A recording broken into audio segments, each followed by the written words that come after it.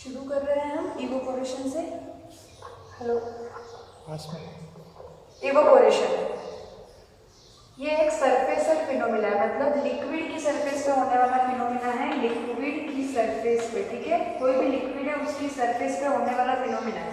क्या है? It is surface phenomenon in which liquid changes into vapour at any temperature below its boiling point is called evaporation. ठीक है, boiling point में एक बार बता दें तो क्या होता है। बॉइलिंग पॉइंट है हमारा, कोई लिक्विड है उसको हम बॉईल करते हैं और फिर यहाँ पर एक हम थर्मोमीटर लगा देंगे।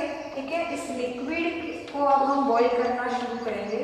अब जिस पॉइंट पर ये बॉईल होना शुरू होगा वैसे ही हम यहाँ पे जो रीडिंग आएगी थर्मोमीटर की उसको नोट करेंगे। जैसे हमारे यहाँ पर 100 डिग्री सेंटीग्रेड वाटर का बॉइलिंग पॉइंट होता है। ठीक है, अब यहाँ पर थर्मोमीटर हमने लगाया, 100 डिग्री सेंटीग्रेड टेम्परेचर आया, बॉइलिंग पॉइंट होगा ये हमारा। अब होता क्या है, यहाँ पर जब ये वाटर बॉईल होना शुरू होता है जो रीडिंग आती है ये हमारी बॉइलिंग पॉइंट होता है। ठीक है, अब ये गर्म होता रहेगा, कंटिन्यू गर्म होता रहेगा, पर ये चेंज नहीं होगी, रीडिंग 100 ही रहेगी, इसीलिए इसको बॉइलिंग पॉइंट बोला है। होगा क्या यहाँ पर, अब जो हीट लगेगी यहाँ पर, अब तक की तो जो हीट लगी वो बॉइलिंग पॉइंट था। अब बॉइलिंग पॉइंट के बाद जो हीट होगी वो यूज होगी इसकी स्टेट को चेंज करने में। अब जो हीट होगी वो लिक्विड से गैस को चेंज करने के लिए यूज हो रही है। ठीक है, तो ये हमारा बॉइलिंग पॉइंट है जिस पॉइंट के ऊपर वाटर बॉईल होना शुरू होगा। फिर बाद की जो हीट आएगी 100 पे ही रहेगा, ये गर्म होता रहेगा और जितना भी गर्म होगा पर ये टेम्परेचर चेंज नहीं होगा। ठीक है, अब जो हीट आएगी वो उसके स्टेट को चेंज करने में यूज होगी। ठीक है, तो बॉइलिंग पॉइंट पता चल गया क्या है। ठीक है, तो हमने पढ़ा टेम्परेचर एक तो होता है जो स्टेट को चेंज करता है और सेकेंड हमने पढ़ा प्रेशर होता है जो स्टेट को चेंज करता है।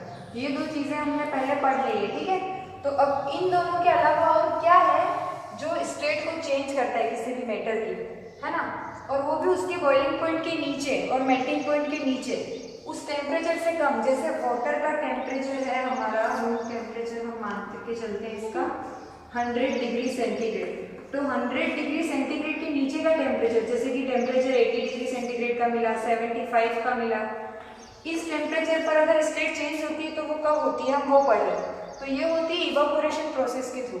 ये प्रोसेस है हमारी liquid changes into vapour at any temperature below its boiling point. ठीक है, it is called as evaporation. आप इसको ये एक्टिविटी करके भी देख सकते हो।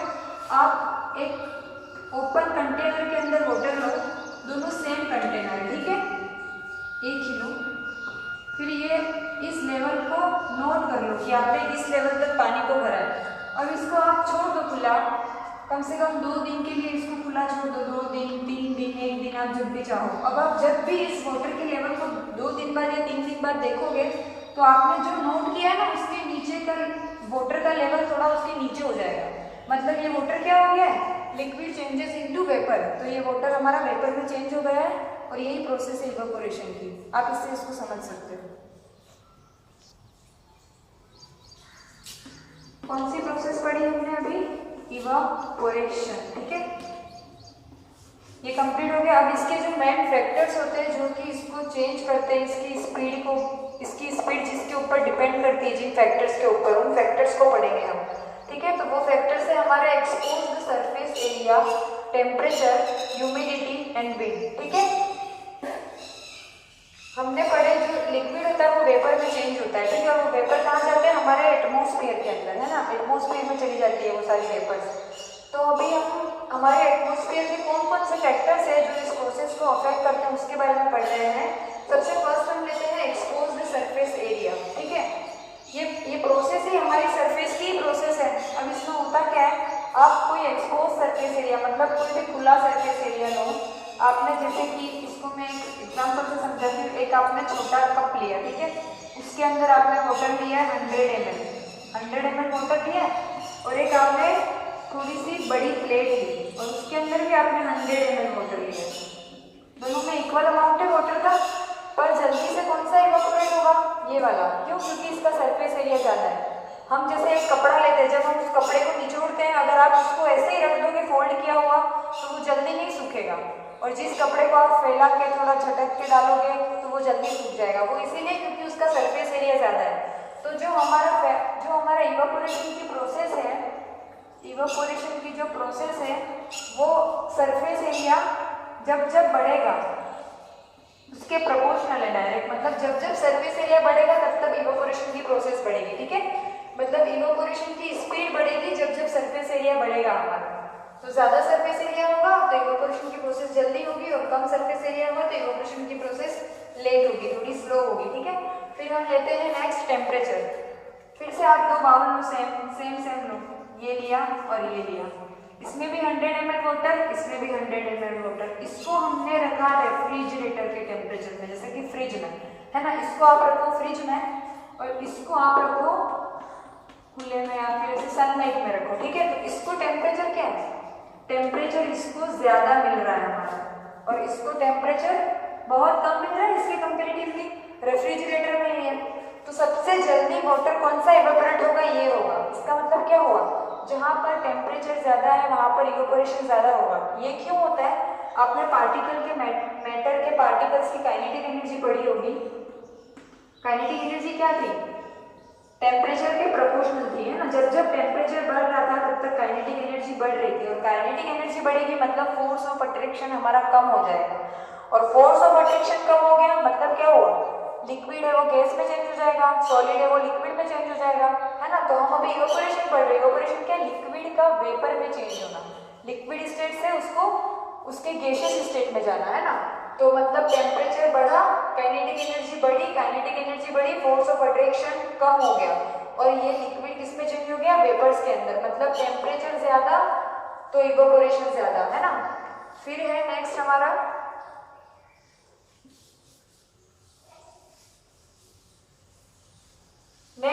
ह्यूमिडिटी। ह्यूमिडिटी क्या है, एयर के अंदर वाटर वेपर पहले से प्रेजेंट होता है हमारे, वाटर वेपर